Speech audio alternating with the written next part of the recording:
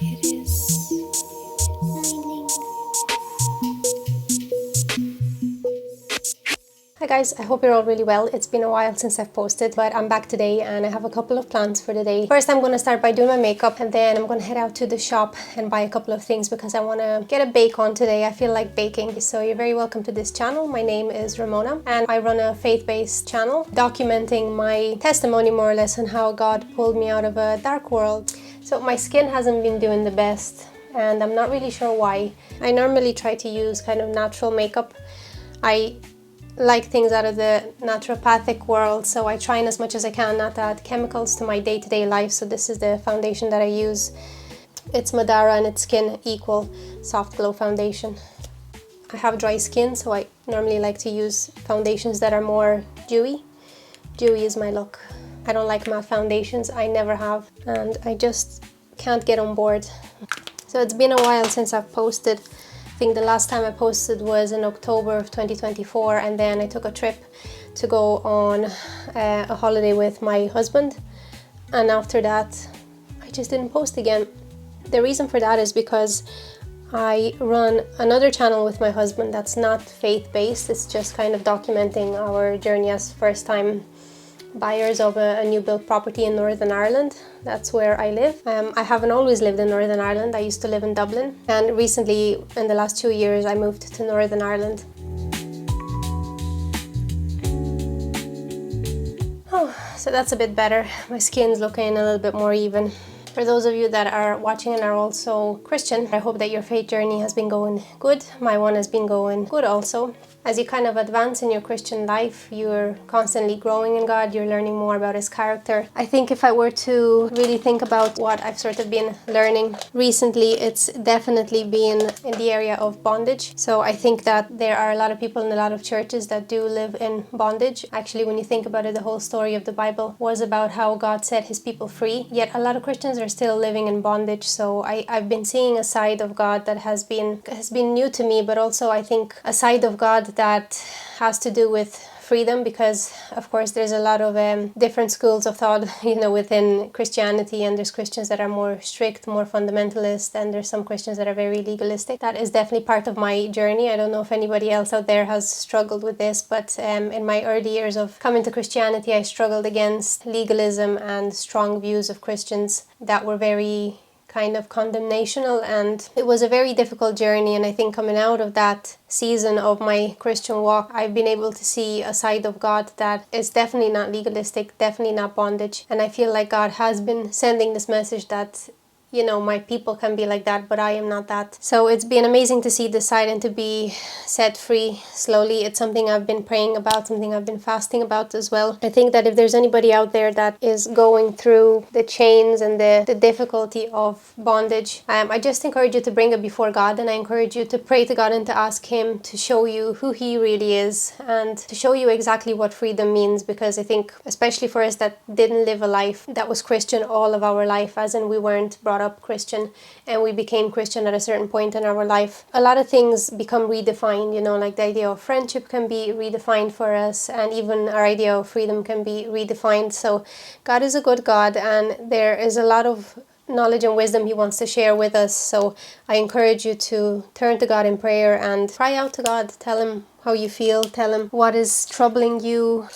I often cry out to God about His people. Christian people can be difficult, churches can be difficult places to be in, because you're dealing with so many different people with different views, different backgrounds. And essentially, when you go into the church, sometimes you think that you're going to encounter a great place with great people and great things, and of course you do, that's part of it. But you also encounter a lot of broken people, because that's the kind of people that God calls to Himself, is broken people that He wants to love, and He wants to change, and He wants to restore.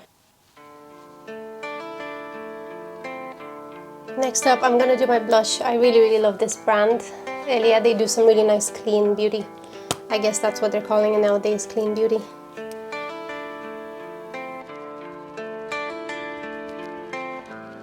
One thing I have not been able to replace is a primer, so I use an old-time favorite MAC's Painterly pot, I think, Soft Ochre Pro Longeria paint pot. It used to be better. I don't know what's going on. It creases. I don't know. This time it's just not doing the job like it used to. Maybe it just needs to dry out a bit more. With clean beauty, there's some things you can replicate really well and other things you find are not as good. But I think there's definitely been huge improvements in the area of clean beauty. But the one thing I just sometimes can't get on board with is the price. The prices are always crazy for clean beauty. And I just think, why? Why does it have to be? I suppose maybe there's just more expense in producing clean beauty. This is my all-time favorite mascara. It is RMS Beauty is actually probably my favorite brand at the moment. Very, very pricey, but they do really, really good stuff. And their mascara is one of the best. It is clean beauty as well, so but it's just a very, very good mascara. I was just so impressed considering it's clean beauty.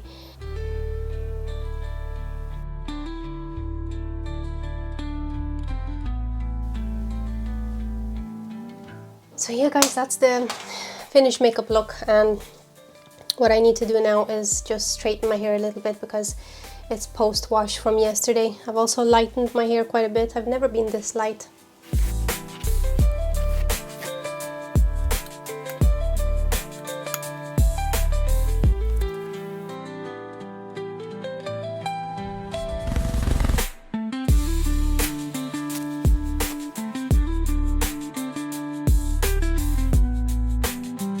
So I'm just reading through my Bible this morning before I kind of start off my day, and I'm through the Psalms at the moment for the first time, and it's actually the last part of the Bible before I've read the whole Bible, and I kind of stopped in my tracks a bit. I was reading at 111, so I'm almost finished the Bible, probably in the next month or so. It took me 5 years to read it, so it goes to show just how much wisdom and thought there is in it, that you do need to read it slowly and really understand it. This is a popular verse, but it kind of made me stop in my tracks to ask what it really means. And it says, "The fear of the Lord is the beginning of wisdom, and all those who practice it have a good understanding." And I just put a little note here with the use of a commentary. True wisdom starts with reverence, awe, and submission to God, not just knowing truth, but living it out. Those who apply God's truth daily show they truly understand it. When you really think about it deeply, what this verse really means, that the beginning of wisdom is the fear of the Lord. So you really are wise when you are aware of God. That's true wisdom. There's many different types of wisdom. There's Eastern philosophy, there's, all kinds of ideologies and thought, but true wisdom is actually in the creator of the universe. I think it makes a lot of sense. And that starts with reverence, awe, and submission to God. So when you've submitted yourself to God and you've done this humble thing, then you have wisdom, then you've shown true wisdom. I think wisdom and truth are not there just, for the sake of it. I think that it's not just about knowing truth, but it's actually about living it out. Following that up by actually living it out, living out the truth, and you show true understanding when you're actually living out that truth. So it's knowing the wisdom of God, knowing what God wants for your life, knowing His good and proper ways and following in those ways, not just saying that you revere God, that you respect God, that you love God, but actually living it out. And that's the difference. And I just love the second part of that verse that says, all those who practice it have good understanding. You can kind of skip past that and say, oh yeah, I guess I understand. But I think it draws in deeper, and it says wisdom is truly there, and you truly have understanding when you're actually living out that truth. Onto a bit of breakfast just to get me set up for the day, and as of late I am trying to eat a little bit healthier, so I do try to get a really healthy breakfast because I think it's a good way to start the day. So here I'm just putting some eggs, cucumber, tomatoes, olives, and then I had a bit of a kind of pre-made salad. And I'm also making a juice. I'm making grapefruit and lemon juice for a bit of liver detoxification. That's something I was trying to work on as well, because I noticed my skin was really suffering a bit, as I mentioned at the beginning of the video. Any kind of a bitter herb or a bitter fruit is usually really good for your liver. And I also take my supplements, and I take a number of them, so it's hard to keep up. And this one is my vitamin D3. There's honestly nothing better than a hearty breakfast that gets you set up for the day, but also helps you to feel really well in your body.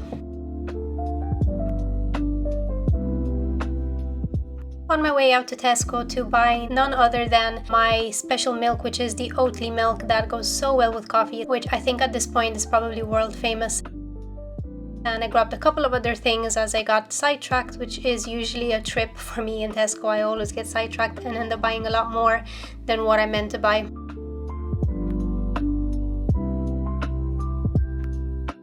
And finally on to the baking. This is basically kind of like an almond flour base sponge cake, but I did also add a little bit of normal gluten-free flour too. As some of you might know, I am gluten-free. Most of the time I'm also dairy-free.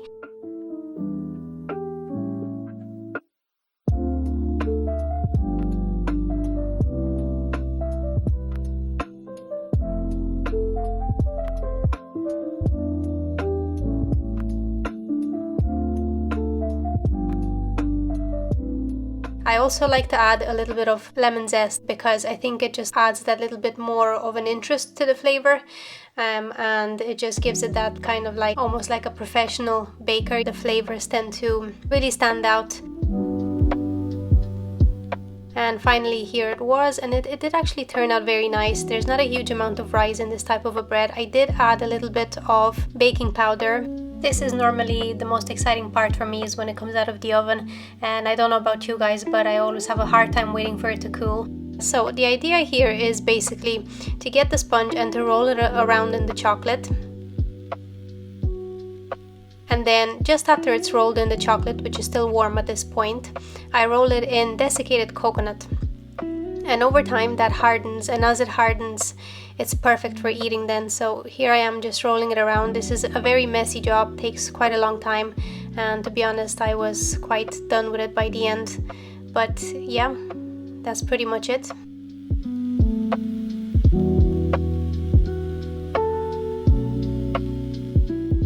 And finally, this is the finished product. They were very tasty, really nice to have with tea.